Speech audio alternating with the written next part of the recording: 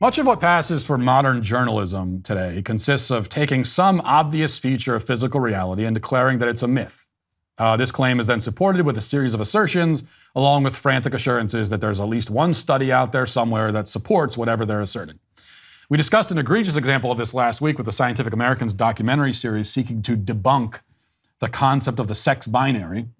And this week, the New York Times has gotten in on the action with this op-ed titled, "Maternal instinct is a myth that men created."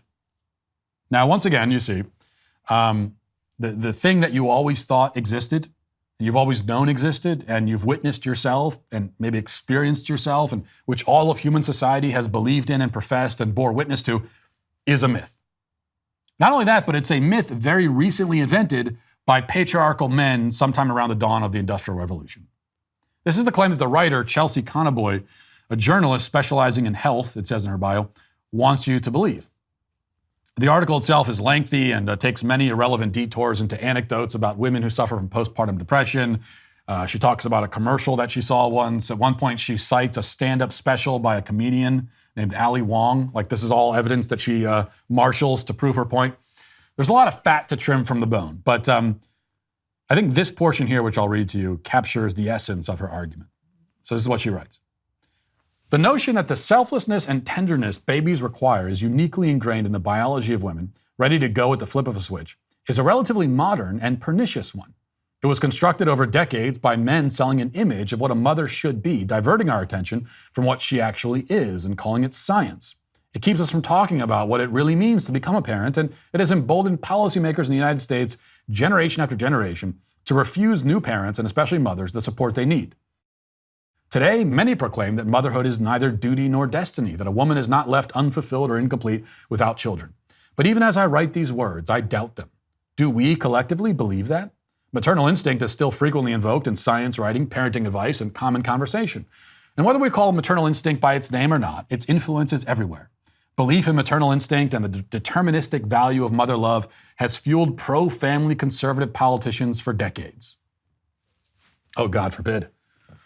Those pro-family politicians, a sinister bunch. And we get to the substance of the argument there, such as it is, which I think can be handled pretty quickly.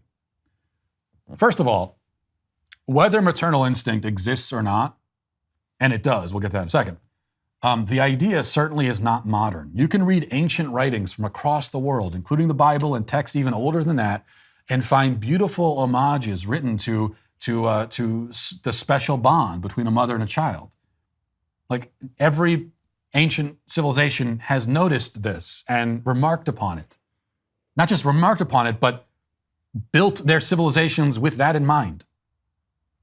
If there's anything unique about our view of the subject, it's the opposite of what the author claims. Only in the modern industrialized West will we even think to question whether a mother has a special bond with and duty to her own child.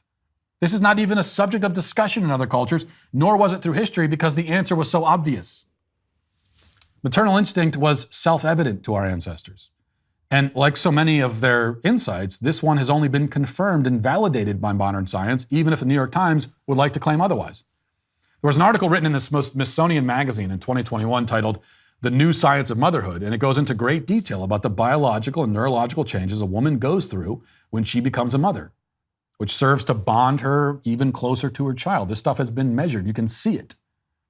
In fact, the New York Times itself in 2008 published an article with the headline, "Maternal instinct is wired into the brain."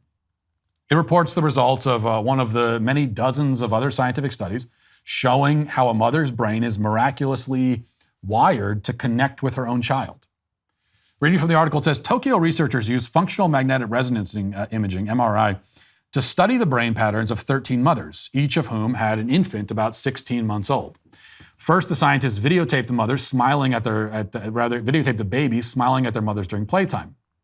Then the women left the room and the infants were videotaped crying and reaching for their mothers to come back.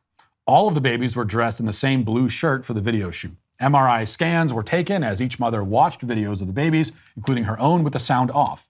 When a woman saw images of her own child smiling or upset, her brain patterns were markedly different than when she watched the other children. There was a particularly pronounced change in brain activity when a mother was shown images of her child in distress. The scan suggests the particular circuits in the brain are activated when a mother distinguishes the smiles and cries of her own baby from those of other infants. The fact that a woman responds more strongly to a child's crying than to smiling seems to be biologically meaningful in terms of adaptation to specific demands associated with successful infant care, the study authors noted. But the maternal instinct doesn't just kick in when a woman actually has a baby. I mean, lots of things do happen, and a mother's brain is wired a certain way, and there are hormonal changes and all of these things. But girls from a young age are much more inclined, on average, long before they have kids of their own, they're still much more inclined, on average, to exhibit maternal traits. There's a reason why girls play with baby dolls. That's what playing with a baby doll is all about. I mean, think about it. You've got little girls who are, my daughter's 2 years old. She's already pretending to be a mother. This is what she loves to do more than anything in the world, is to carry her baby dolls around. Now, sure, there are some boys who might show an interest in baby dolls also, but they're the exception.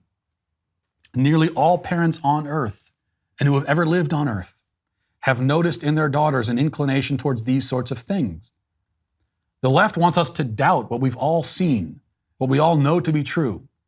And all they can give us to justify the doubt are anecdotes about exceptions to the rule. And yet at the same time, these very same people validate what they claim are unfair stereotypes by, in the next breath, insisting that a boy who shows maternalistic traits is probably actually a girl. They can't get their own story straight. So I couldn't take them seriously even if I wanted to, and I don't.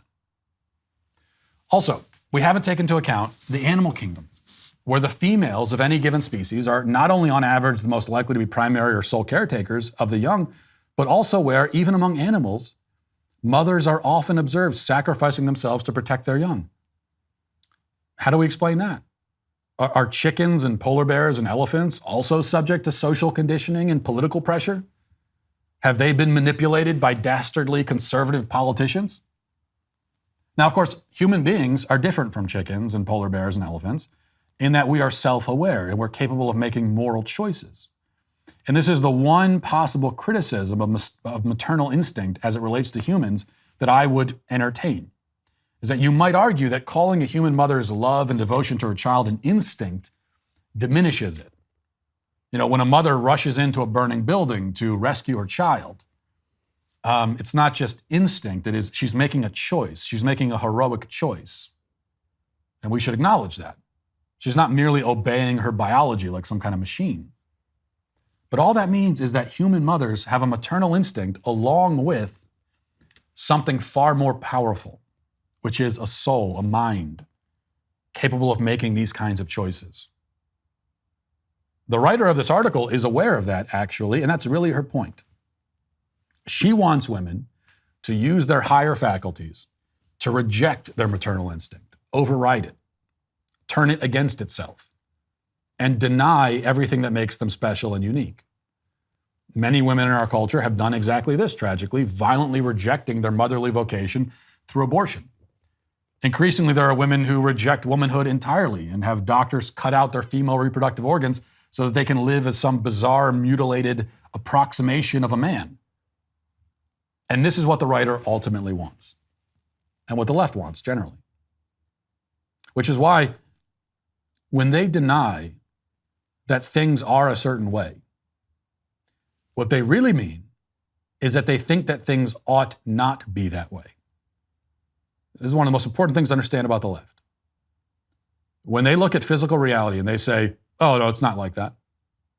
No, they know that it is like that. What they're saying is, it shouldn't be. This is something we should destroy to the best of our ability. They want us to live as if a certain reality is not the reality. Maternal instinct exists, but it shouldn't. I mean, that's Chelsea Conaboy's real point. And it's why she is today, finally, canceled. I know you're craving some more Matt Walsh Show content. Well, I have some great news for you. If you head over to dailywire.com and subscribe now, you can watch or listen to my full show. You can also listen to my podcast on Spotify, Apple Podcasts, or wherever you get your podcasts. I'll see you there.